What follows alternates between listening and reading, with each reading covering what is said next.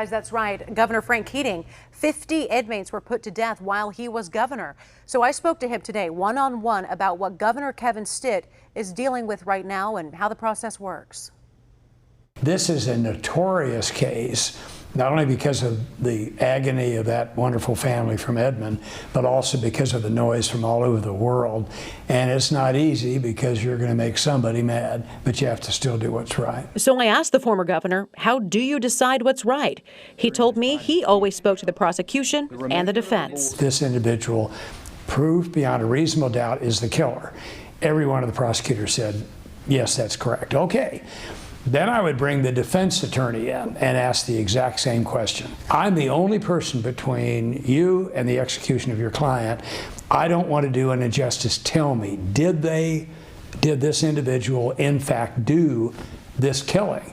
No one ever said absolutely not. Right? Well, in this case, the defense is vehemently denying that Julius Jones did this. Did you ever have a situation like that? I understand that the defense attorney, not the family, or the current lawyer, said a lot of things about what he did and what he did not do, what he said accurately, what he said inaccurately.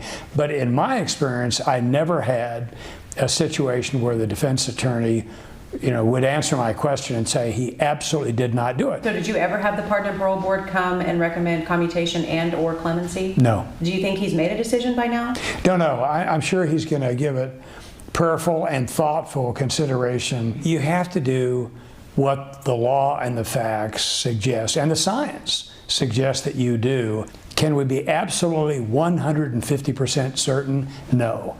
But with the technology today, with the length of trials, proof beyond a reasonable doubt, unanimous verdicts, almost a generation of appeals, we're pretty darn certain that if an individual is before us as governors to be executed, that is appropriate. With the last execution that happened about 3 weeks ago, witnesses described convulsing, vomiting. Do you think that weighs on the governor? Oklahoma believes in capital punishment. Well, I think any execution is unpleasant. I mean, there is pain associated with it. Lastly, Keating told me the one thing he would not do if he were in this situation, and he actually pointed to the case of the previous death row inmate, John Grant, who murdered a prison worker. The one thing that I would never say is, look, let's just forget this death stuff. Let's put them in prison, life in prison without parole. They'll never get out. They'll never hurt anybody. Really, you can never assure someone who's a killer that they will not kill again, particularly and even if they're in a prison.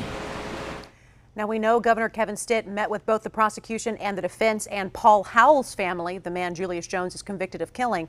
Stitt has not met with the Jones family. I asked Governor Keating about that. He told me when he was in this position, he never met with families on either side. He said that it's always emotional and both sides have strong feelings. He said he just wanted the technical facts of the case.